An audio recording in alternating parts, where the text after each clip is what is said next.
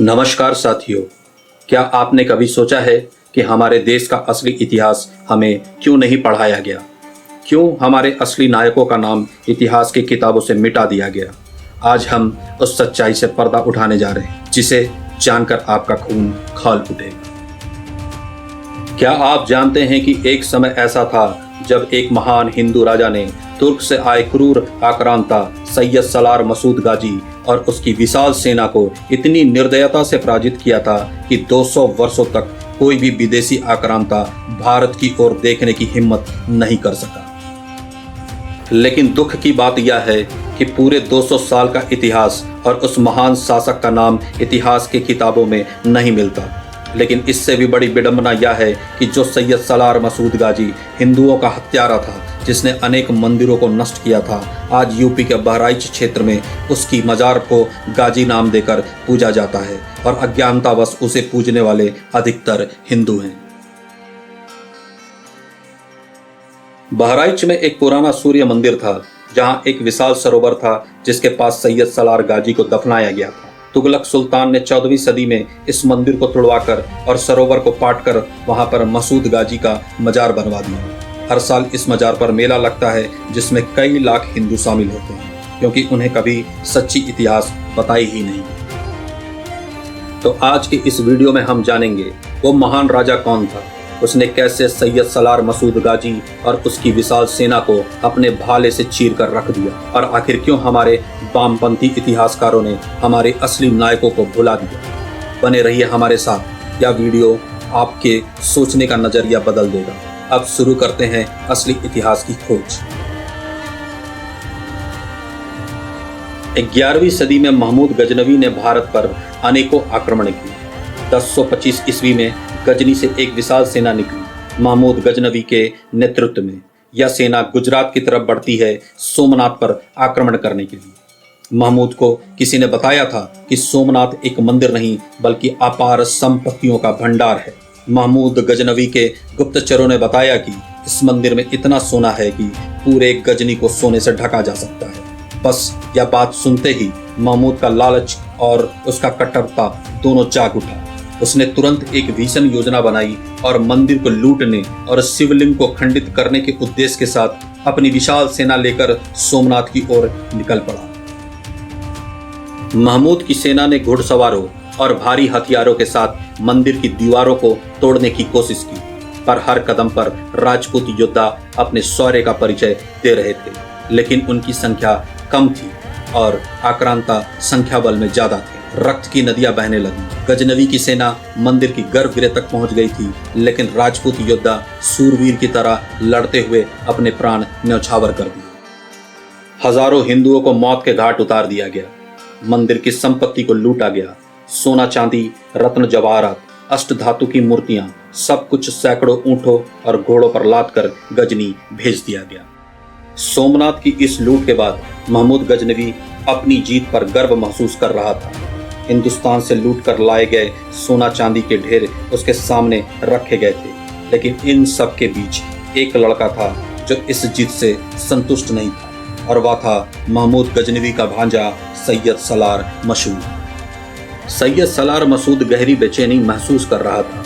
वह सोचता है कि हिंदुस्तान में और भी धन होगा और उसे भी लूटा जा सकता है। महमूद गजनवी की मृत्यु के बाद उसका भांजा सैयद सलार मसूद गाजी की उपाधि लेकर 1031 ईस्वी में अपने पिता सैयद सलार साहू के साथ भारत पर आक्रमण करने के लिए निकल पड़ता है। गाजी का मतलब होता है इस्लामिक धर्म योद्धा। सैयद सलार मसूद का मकसद हिंदुओं के तीर्थ स्थलों को नष्ट करके हिंदू जनता को तलवार के बल पर धर्म परिवर्तन करना था।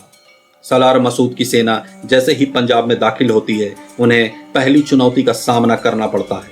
यह वह भूमि है जहां वीरता रगों में दौड़ती थी। गाजी को रोकने के लिए अर्जुन सिंह अपनी सेना के साथ मैदान में आ जाते हैं। एक भयंकर युद्ध हुआ, लेकिन मसूद गाजी की विशाल सेना के सामने अर्जुन सिंह की सेना ज्यादा देर टिक नहीं पाई। वे वीरता से तो लड़े, पर संख्या बल कम होने के कारण उनको हार का मुंह देखना पड़ा। अब सैयद सलार मसूद गाजी की नजरें गंगा की समृद्ध जमीनों पर थी, जिसे लूटने की योजना वो पहले ही बना चुका था। इसलिए उसने अपनी रणनीति बदलकर अयोध्या और वाराणसी के हिंदू तीर्थ स्थलों को नष्ट करने का सोचा, जिससे हिंदुओं का मनोबल तोड़ा जा सके। वैसे भी गाजी का मुख्य उद्देश्य राज्य जीतना नहीं था, वह धन लूटने और हिंदुस्तान की जनता को जबरदस्ती धर्म परिवर्तन करने के लिए ही हिंदुस्तान आया था। सैयद सलार मसूद गाजी की सेना उत्तर प्रदेश की तरफ बढ़ती है। गाजी अपनी विशाल सेना लेकर सरयू नदी के तट पर बाराबंकी पहुंचता है। वहां पहुंचकर उसने अपना पड़ाव डाल दिया, लेकिन इस बार लड़ाई निर्णायक और भयंकर होने वाली थी, क्योंकि सरयू तट पर उसका सामना एक अत्यंत पराक्रमी और प्रतापी राजा से होने वाला था। जब बहराइच के राजा सुहेल देव को यह खबर मिली मसूद गाजी की सेना उसकी धरती पर घुसने वाली है, तो उसका खून खौल उठा। राजा सुहेल देव जानते थे कि यह लड़ाई सिर्फ उनकी नहीं बल्कि पूरे मातृभूमि की रक्षा के लिए है।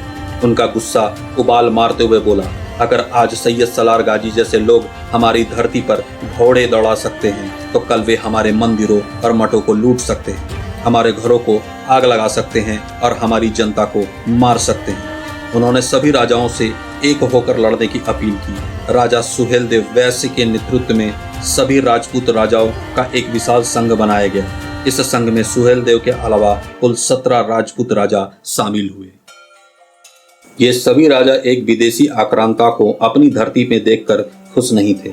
संघ बनाकर उन्होंने सबसे पहले मसूद गाजी को संदेश भिजवाया कि यह जमीन राजपूतों की है और वो इसे जल्द से जल्द खाली करे। मसूद गाजी ने अपने जवाब में अपना पड़ाव यह कहकर उठाने से मना कर दिया कि जमीन अल्लाह की है। मसूद के जवाब के बाद युद्ध निश्चित था। जून 1033 ईस्वी में मसूद ने सरयू नदी पार कर अपना जमावड़ा बहराइच में लगाया। राजा सुहेल देव के नेतृत्व में राजपूतों ने बहराइच के उत्तर में बकला नदी के किनारे अपना मोर्चा जमाया। जब राजपूत युद्ध की तैयारी कर रहे थे, तभी रात के वक्त अचानक से मसूद ने हमला कर दिया, जिसमें दोनों सेनाओं को बहुत हानि हुई। इसके बाद चितौरा झील के किनारे निर्णायक और भयंकर युद्ध हुआ, जो 5 दिन तक चला।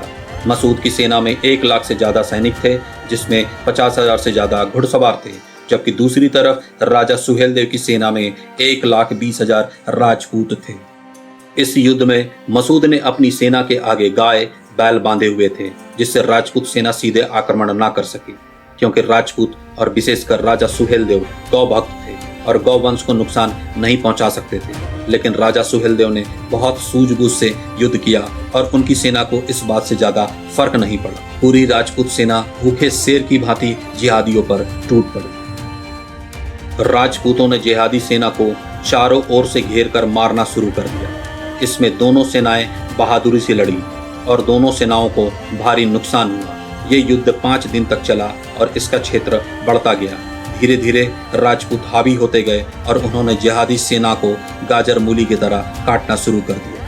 लंबे भाले से लड़ने में माहिर बैस राजपूत, जो बाद में भाले सुल्तान के नाम से माहिर हुए, उन्होंने अपने भालों से दुश्मनों को गोद कर रख दिया। अंत में राजा सुहेल देव का एक तीर मसूद के गले में आकर लगा और वो अपने घोड़े से गिर गया। बची हुई सेना को राजपूतों ने समाप्त कर दिया और इस तरह से मसूद, जो अपने 1 लाख जिहादियों के साथ भारत आया था, इतिहास बन गया। विदेशी इतिहासकार शेख अब्दुल रहमान चिश्ती ने सलार मसूद की जीवनी मीराते मसूदी में लिखा है, इस्लाम के नाम पर जो अंधड़ अयोध्या तक पहुंचा था, वह सब नष्ट हो गया। इस युद्ध में अरब ईरान के हर घर का चिराग बुझा है। यही कारण है कि 200 वर्षों तक मुसलमान भारत पर हमले का मन ना बना सके। बहराइच का युद्ध सिर्फ एक जीत नहीं बल्कि एक बड़ा संदेश था। भारत के मठ और मंदिरों को लूटने के इरादे से आए आक्रांता सलार मसूद और उसके सभी सैनिकों का महाविनाश इस सत्य को उजागर करता है कि जब भी हिंदू समाज संगठित और शक्ति संपन्न रहा, विदेशी शक्तियों को भारत की धरती से पूर्णतः खदेड़ने में सफलता मिली। परंतु जब परस्पर झगड़ों और व्यक्तिगत अहम ने भारतीय राजाओं महाराजाओं की बुद्धि कुंठित की, तो विधर्मी शक्तियां भारत में पांव पसारने में सफल रही। बहराइच युद्ध के बाद करीब 200 साल तक कोई भी विदेशी आक्रांता भारत की तरफ बढ़ने की हिम्मत ना कर सका। बहराइच का युद्ध इतिहास में अमर हो चुका था। लेकिन आश्चर्य की बात है कि राजा सुहेल देव का इतिहास हमें नहीं पढ़ाया गया। दरअसल इस तरह के वीर राजाओं की कहानियां लेफ्टिस्ट इतिहासकारों द्वारा गायब कर दिया गया। इस तरह के वीर राजाओं की कहानियां आपको हार्डली ही हिस्ट्री में पढ़ने को मिलेगी, क्योंकि लेफ्टिस्ट हिस्टोरियन ने हमारे इतिहास को पूरी तरह सेलेक्टिव बना दिया। महमूद गजनवी से सीधे मोहम्मद गौरी के बारे में पढ़ाएंगे, बीच के 200 सालों का इतिहास हमसे छुपा लिया। क्या आपको नहीं लगता है कि हमें अपने वीर राजाओं और योद्धाओं के बारे में जानकारी होनी चाहिए? क्या हमें अपने इतिहास को फिर से लिखना चाहिए? कमेंट में जरूर बताएं। अगर वीडियो अच्छी लगी हो तो इस वीडियो को लाइक और शेयर जरूर करें, और ऐसे ही जबरदस्त वीडियो देखने के लिए मेरे चैनल को सब्सक्राइब करना ना भूलें।